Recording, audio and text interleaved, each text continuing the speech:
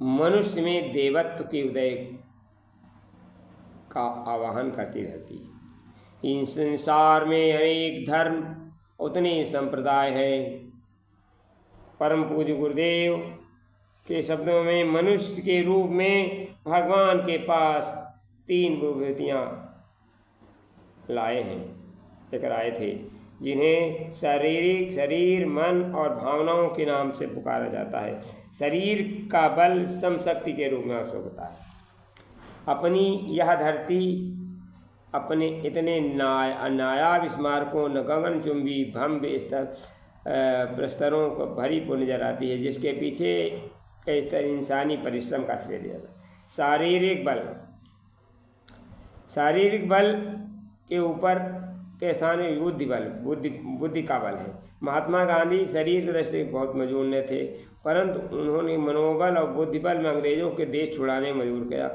आचार्य शंकर, रामानुज, कबीर, तुलसी, सूर, पतंजलि, रूसी, मार्क्स, कंट, हेगल, सुकरात, प्लेटो, अरस्तु लोगों के शरीर बल मानसिक बल था।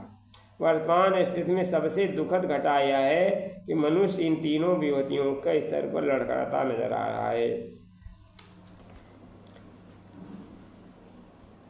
देवता शब्द उनका अर्थ है उन व्यक्तियों को जो देना जानते हैं। देने की शक्ति, सामर्थ्य तो अनेकों पास होती, पर देने का भाव बेलों के पास होता है। और आज हर व्यक्ति, बच्चे में, बूढ़े में, वयस्क में, जवान में, हम बटोरने में, शिक्षा देते हैं, बांटने में महत्व। देवत्व की परिभाषा बांटने का गुण, सहयोगी गुण और करुणा और गुण, त्याग, बलिदान का गुण तय होता है। पुराणों में एक संबंध प्यारी कथा आती है। नारद बाबा एक दिन भगवान पास पहुँचे और कहने लगे, हे भगवान, देवर्षि नारद हुए भक्तों में सिरमौर, परहित चिंतन में निरत उनसा कोई न और। निज स्वार्थ चितों सुखों की चिंता तज वे परहित चिंतन करते थे। सब भक्तों को सन्मार्ग दिखा उनकी पीड़ा को हरते। बस इसीलिए तो हरि ने था उनका ये सम्मान दिया, जब चाहे पहुँचे विष्णुधाम उनको वांछित वरदान दिया। समय समय पर भूतल पर विचरण भी करते रहते थे। भवातप पीड़ित जन की चर्चा से हर से कर। उनके मन में एक दिन आया एक विचार, दुखी दरिद्र मन का कैसे हो उपचार। उन्होंने भगवान से कहा, हे भगवान, आपके पास रची सृष्टि में भेदभाव होता देख पड़ता है, मुझे दुख होता है। विधाता ने कहा, देवर्ष, भेदभाव कैसा? नारद बोले, देवता और असुर दोनों आपकी संतान हैं, फिर भी देवताओं को स्वर्गलोक दिया और यज्ञ का भाग भी उनको मिलता है। उजय, श्रवा, घोड़े से और कामधेन, गाय सभी स्वर्गलोक में हैं, जबकि असुर अंधकार में और भरे नरक निवास करते हैं। जन सामान्य के लांछन को स्वीकार करते हैं, ऐसा क्यों? विधाता बोले, हे नारद, देवता असुर के मध्य अंतर उनके अपने चिंतन और दृष्टिकोण कारण है। यह पद जन्मजात नहीं है। यदि ऐसा होता तो बलि, प्रहलाद, विरोचन को देवताओं में न गिनते।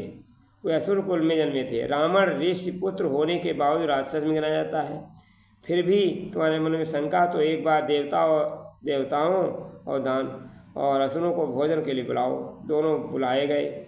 नारद ने तुरंत भोजन का निमंत्रण दिया। असुर सबसे पहले पहुँचे। भोजन परोसा गया। विधाता वहाँ आए। बोले, भोजन सबको मिलेगा, शर्त एक है कि कहोनी को मोड़े बिना भोजन करना है। असुर असमंजस में पड़ गए। बहुत प्रयत्नों के बाद भी उनके मुख में भोजन न गया। चिड़चिड़ाते हुए इस शर्त को निंदा करते हुए चले गए। उसके बाद देवता उसी भोजशाला में पहुँचे और विधाता ने यही शर्त रखी। देवता समझ गए कि भोजन बांट कर खाना चाहिए। हर देवता ने बिना कोहनी मोड़े बगल वाले देवता को भोजन करा दिया। सभी तृप्त होकर लौटे। नारद समझ गए कि इस रोटी को मिल बांट कर खाना चाहिए। आज की परिस्थिति में अंधकार व्याप्त है। स्वार्थपूर्ण निष्कपटता, आतंकित मानवता मनुष्य में इसी देवता के उदय के आह्वान करती है। उनमें समस्या बुद्धि के अभाव नहीं है, पर एक सामान्य व्यक्ति उतने ज्ञान को लेकर बैठा है जितना कभी किसी नगर प्रतिष्ठित विद्वान के पास हुआ। छोटे छोटे बच्चे गूगल में के माध्यम जानकारी याद कर लेते हैं। प्रश्न सद्बुद्धि का नहीं, हम उपलब्ध संसाधनों में ऐसे उपयोग करें ताकि मानवता का भविष्य सुरक्षित हो सके। धन्यवाद।